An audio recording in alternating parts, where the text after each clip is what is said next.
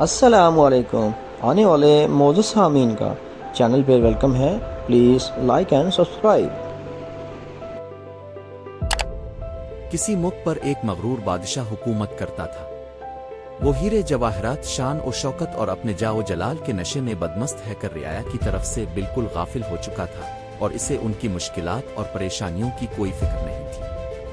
کچھ لوگ اس کے لیے بد دعائیں کرتے تو کچھ اس کے لیے ہدایت اور نیک توفیق کے طلبگار بھی ہوتے. ایک وقت آیا جب خدا نے رعایا کی سن لی.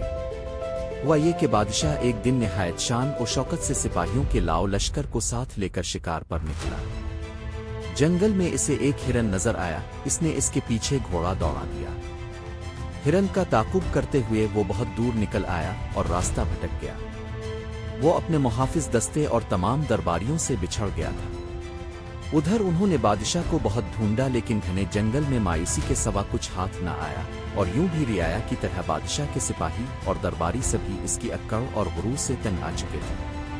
انہوں نے اپنے فرما روا کی تلاش بند کر دی اور واپس لوٹ گئے. بادشاہ سارا وقت راستہ تلاش کرتا رہا، لیکن نہ تو اسے اپنے محل کی طرف جانے کا راستہ ملا اور نہ اس کے درباری. اس دوڑ دھوپ میں اسے پیاس لگنے لگی، مگر کہیں بھی پانی نہیں ملا.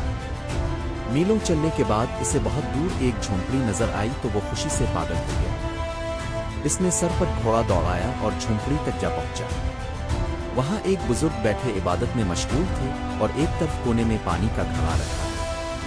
بادشاہ نے بڑی بیتابی اور خشک زبان کو بمشکل حرکت دے کر بزرگ سے پوچھا، پہ پانی مل جائے گا ایک گلاس؟ ہاں مل جائے گا، مگر ایک شرط پر. بزرگ کی پرجلال آواز جھونپڑی میں سنائی. مجھے ہر شرط منظور ہے، میں اس سلطنت کا حکمراں ہوں. پانی پلا دو. بادشاہ نے بیتابی سے کہا، مگر اس موقع پر بھی اس نے اپنی امارت کا احساس دلانا ضروری سمجھا تھا. پہلے شرط سن لو، پانی کے گلاس کے بدلے میں تمہاری پوری سلطنت لوں گا. بزرگ نے درشتی سے کہا. پوری سلطنت؟ ایک گلاس پانی کے بدلے؟ بادشاہ نے حیرت سے پوچھا.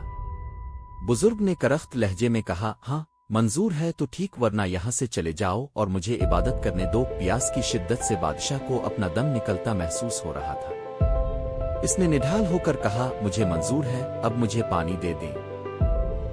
پانی پی کر بادشاہ کی جان میں جان آئی تو وہ بزرگ سے کہنے لگا، وعدے کے مطابق اب میں بادشاہ نہیں رہا، اب میری جگہ بادشاہ ہو گئے ہیں.